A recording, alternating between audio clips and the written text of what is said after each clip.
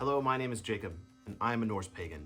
Today, we're at my personal altar space in my house, and as you can tell, it is completely taken apart because I'm actually in the middle of cleaning it, which I thought this would be a perfect time to discuss something that I struggle with personally within this faith, and that is altar spaces, because quite frankly, I haven't really done anything at my altar space in some time. Now, some of that is because I've been gone from the country for 3 months and just got back from a trip from Colorado, so I've been very busy. But at the same time, even when I was here, I was never really interested in doing any kind of ritual or spell work at my altar space. Now, part of that struggle is because we don't really know anything historically. And as I like doing in this channel, I really want to share with you the historical information we have to back the practices we do now. This is why I actually do have a video called My Struggles with the Runes, which I have released in the past, and this is one of the main things that I struggle with, is the fact that yes, we know the runes exist, but also we don't know to what extent they were used, or at least not to the extent a lot of people say they're used nowadays as far as divination and things like that, and even bind runes. I mean, even the meanings of a lot of the runes, we really don't know for sure what they meant, or if they were even used for divination. Altar spaces are even worse than that because we really don't know anything about the personal day-to-day practice of pre-Christian Scandinavian people or Germanic people, or really anyone practicing the northern spiritualities before the time of Christianity. So to us now, what are we supposed to do with that? So many people, I mean, I would say 90% of the people I know that practice this faith have some form of altar space, you know, some very large, some very small, but for the most part, most Norse pagans, most heathens tend to have a central spot in their house where they keep a lot of their spiritual items and then even perform rituals and offerings in that space as well.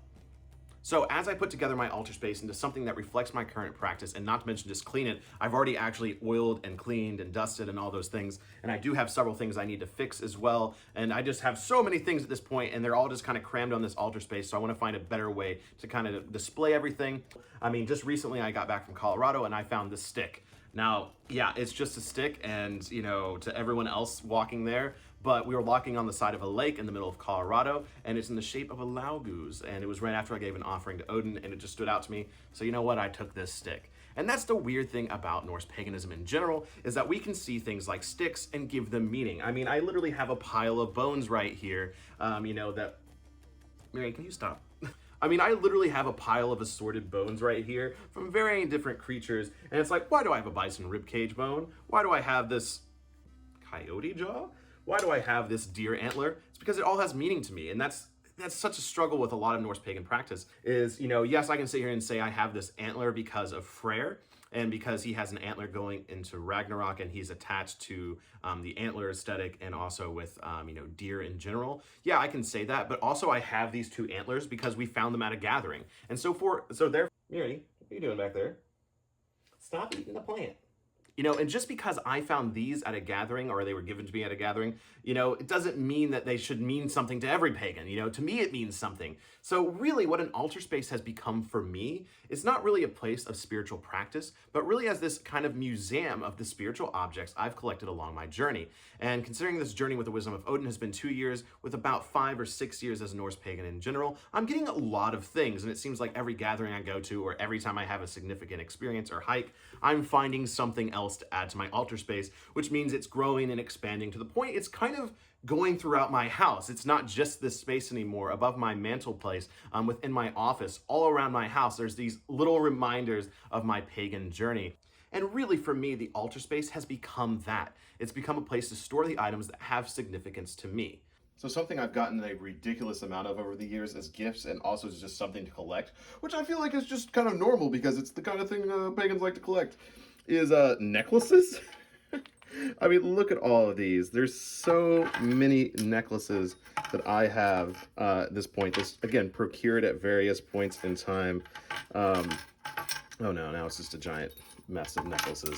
So yeah, there's just a lot of necklaces here, and they were just kind of thrown together. So what I want to do is actually hang them right there. So I have a couple of those little like sticky things, so I'm going to put them right there, and that way I can actually hang all of these up. So we'll see how that looks.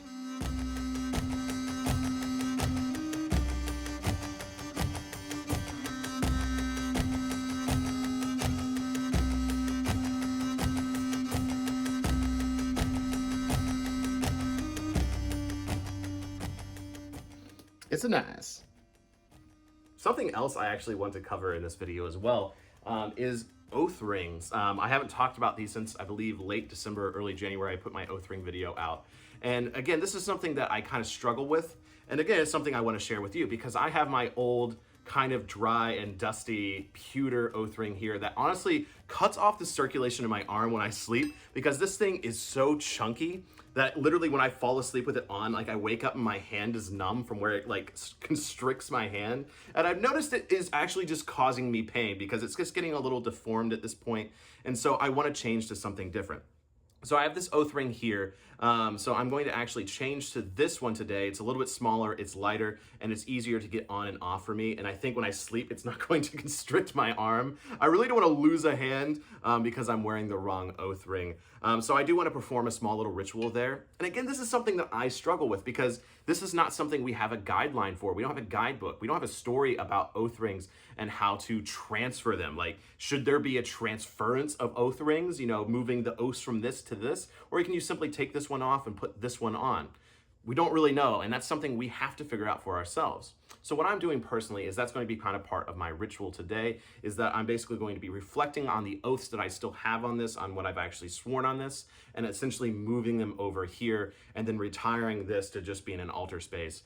So I'll be giving an offering to the gods that I have sworn oaths to on this, and then I'll be blessing this one, so to speak, and kind of cleansing it. I have a little bit of sage left, so kind of, you know, cleanse it a little bit, and then kind of move my oaths over to it so I can put this on, and hopefully not lose my hand in my sleep. So that's gonna be something I'm doing in today's video as well. And again, a struggle that I've had in the faith. I think a lot of us have had these questions, and I wanna make sure you know that in my mind, I'm thinking these things too. Like, well, I got this oath ring on, it's kind of like hurting my arm. Is it okay for me to like move my oaths to something else?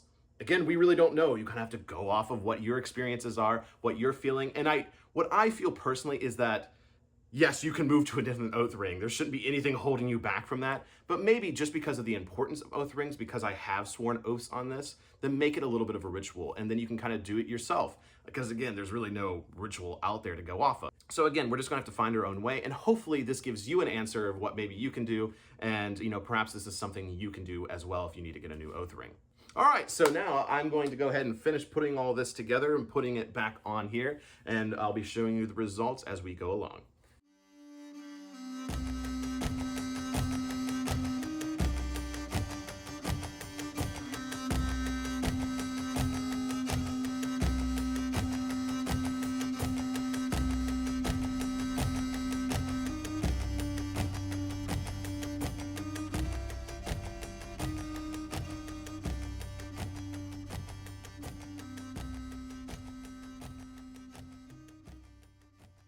All right, so obviously, being the Wisdom of Odin and being an Odin person myself, I needed to make sure Odin was one of the more predominant features of this altar. And so something I actually started the previous time I put my altar together was I had him below, and then I basically had this wall of bone around him. But now all of this bone has to do with Odin in some way. So obviously you have the statue here, and then these two jawbones were actually a gift from Wandering Yggdrasil, or Jason Rawls, who writes those books and the poems online, who was an Odin follower as well. I received this as a gift. I mean, it literally says Odin on it, so of course it needs to go here. These are an interesting piece. So the back part, these right here are actually from the Yule Gathering, like 2020. And this is from a cow skull that we put into a fire as part of an Odin ritual.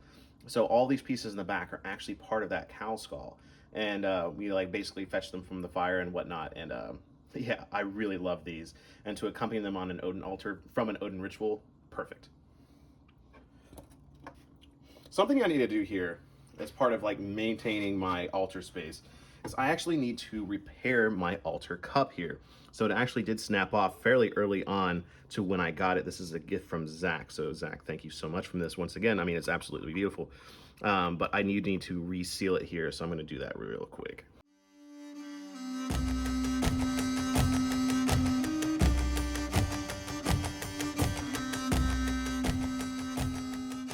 I want to share something again that just goes on in my mind that I think I overthink things. And again, I'm only sharing this because I hopefully it helps people out there who feel the same way and are like, okay, I'm not the only one. Because let me tell you, I overthink things a lot, especially when putting something together like this. Like, okay, I have my Odin figure up there, right?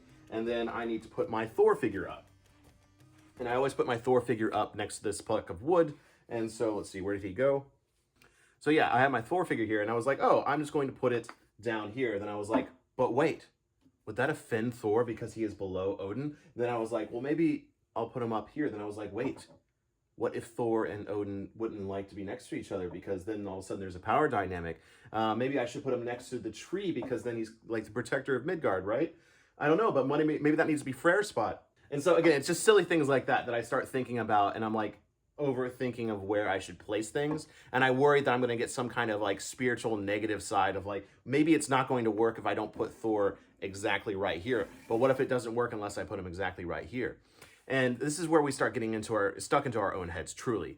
And I find this is something that happens to a lot of people in this path. It's happened to me, is we tend to overthink the small, minute details, when ultimately the ancestors, from what we could tell, did not have anything as of importance of saying that Thor needs to be exactly here in order for rituals to work. Just place it where it makes sense to you, place it where it looks good to you. Ultimately, this is going to be your space, so do whatever you want with it. And at least that's what I'm trying to tell myself in my own mind. One of my greatest struggles is learning what to do with all the objects I get as gifts. I have the most generous and wonderful community, but this isn't even half of all the objects I have received over the last couple of years. I love you all, and which means I can't get rid of any of this. Like, sometimes I'll leave it as an offering or re-gift it to somebody else, but just, you guys are awesome. Thank you so much for all the gifts, but I do need quite a bit of space to display them all, so I think what I'm going to do is display all of them on the back row here. That way they're, you know, basically always part of my rituals.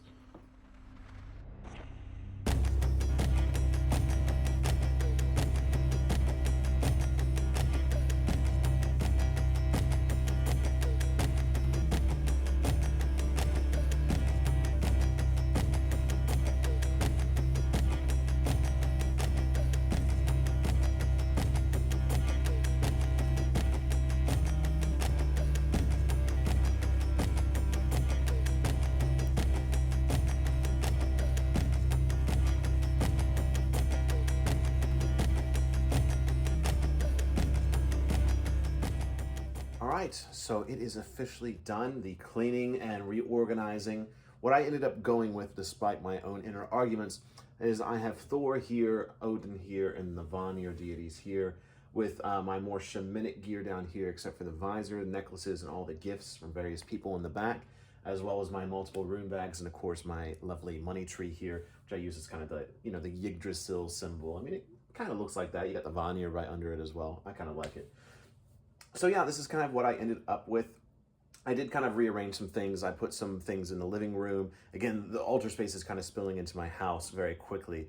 But again, just to reiterate the points, the main thing that I think an altar space is a place of reflection on your spiritual journey. And so you should have the objects there that allow you to reflect on what you have learned spiritually, and through your own life, and so that you can sit here and meditate and reflect on what you have gained throughout your experience as a Norse pagan and in life in general. And of course, if you do wish to use an altar space as a place to perform ritual and offering, it seems to be a thing that a lot of people do. And it's something I'm about to do with this oath ring-ish ceremony thing that's really small. I'm not going to get dressed up for it. I'm really just going to have a moment of reflection with the gods and kind of call to them and see if they'll listen to me as I transfer. Again, it's just a small thing. Ultimately, you probably can just take this off and put this one on. Probably can. But for me personally, I think it's going to make me feel better if I go ahead and do a little bit of a ceremony, since I have had this oath ring for so long. So I'm going to go ahead and do that, but otherwise I'm going to go ahead and end this video. So if you want to watch that oath ring ceremony, at least part of it, obviously I'm not going to have all of it in there, so you can get inspired by your own. That's wonderful. Hopefully you enjoy it. But otherwise, thank you so much for watching this video, and I hope you've been inspired or at least learned a little bit. And maybe it's helped you seeing that I do struggle and I have questions all the time about this faith, because we do not know all the answers.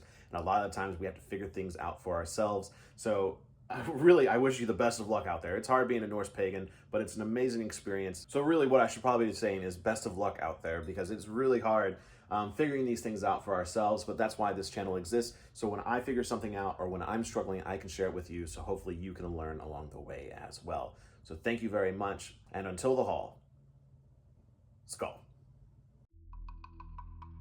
To the Aesir gods, I call to you. Please come to bear witness to the transference of oaths, to the moving of my promises, my sacred vows. To the Vanir, I call to you. I call to the forest. I call to the wildlife to bear witness here as I transfer my oaths. as I move my promises, and so that I may continue honoring the old ways. To the ancestors I call to you, come join me as I transfer my oaths and swear them perhaps as you once did, upon oath rings. But what we do know is that promises are important. Honoring them is even more so, and that oath breakers are the worst in the eyes of the gods. So I wish to maintain my oaths, while also still having an ornament to represent those oaths I take. I call out to the spirits of the woods, call out to the wind, call out to the ocean, call out to the fire, call out to all that moves around us that we cannot see. Hail to the old ways, hail to the spirits, hail to the Aesir gods, hail to the Vanir. For those whose eyes have turned to me, turned to this home, I present to you my old oath ring. I've seen a lot, witnessed a lot, and carried some heavy promises, some fulfilled, some continued. I present this oath ring not to be used by me, perhaps by another one day. So I present this oath ring to the gods, and may it stay here until it finds a new owner, finds a new wearer. I remove my promises, I remove my oaths, so that it may be placed upon another. I present to the Aesir, I present to the Vanir, to the ancestors, to the spirits that all exist on the world tree, a new oath ring in which I will wear to symbolize the oaths I take. The ring itself is not my oaths. The oaths hang along my own soul. May I keep them. May I honor them. May I continue to hold them close to my heart. May the smoke purify anything that was once contained within this oath ring in itself, so that it may be mine and mine alone for the time in which I wear it, as a symbol of my own honor.